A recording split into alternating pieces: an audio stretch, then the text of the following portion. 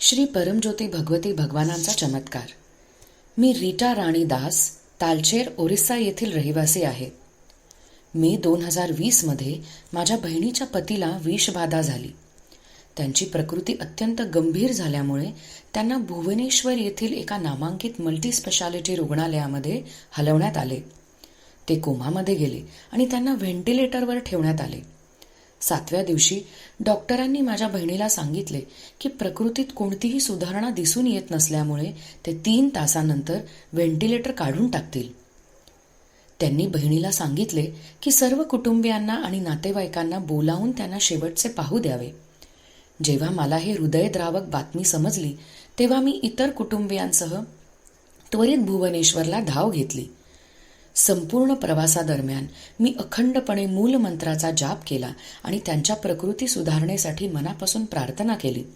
तसेच त्यांच्यासाठी सहस्रनाम हवनमध्ये सहभागी होण्याचा संकल्पही केला.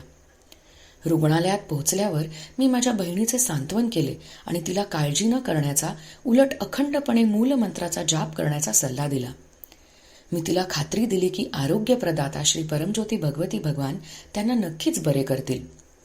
त्या रात्री डॉक्टरांना व्हेंटिलेटर काढता आले नाही, कारण त्यांच्या सहाय्यक कर्मचाऱ्यांपैकी एक कर्मचारी गैरहजर होता. त्यामुळे त्यांनी ती प्रक्रिया दुसऱ्या दिवशी सकाळपर्यंत पुढे ढकलली.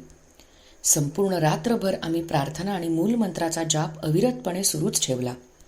श्री परमज्योती भगवती भगवानांच्या असीम करुणा आणि कृपेमुळे एक चमत्कारच घडला. दुसऱ्या दिवशी सकाळी डॉक्टरांनाही आश्चर्याचा धक्का देत माझ्या मेहुण्याला पुन्हा शुद्ध आली. ही घटना अविश्वसनीय होती आणि केवळ ईश्वरी कृपेमुळेच हे घडू शकले असते. रुग्णालयात आणखी 9 दिवस उपचार घेतल्यानंतर ते पूर्णपणे बरे झाले आणि सुदृढ अवस्थेत घरी परतले.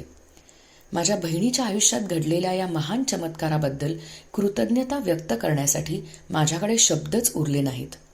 श्री परमज्योती भगवती भगवानांच्या दिव्य चरणकमलांचा मी सदैव ऋणी राहीन.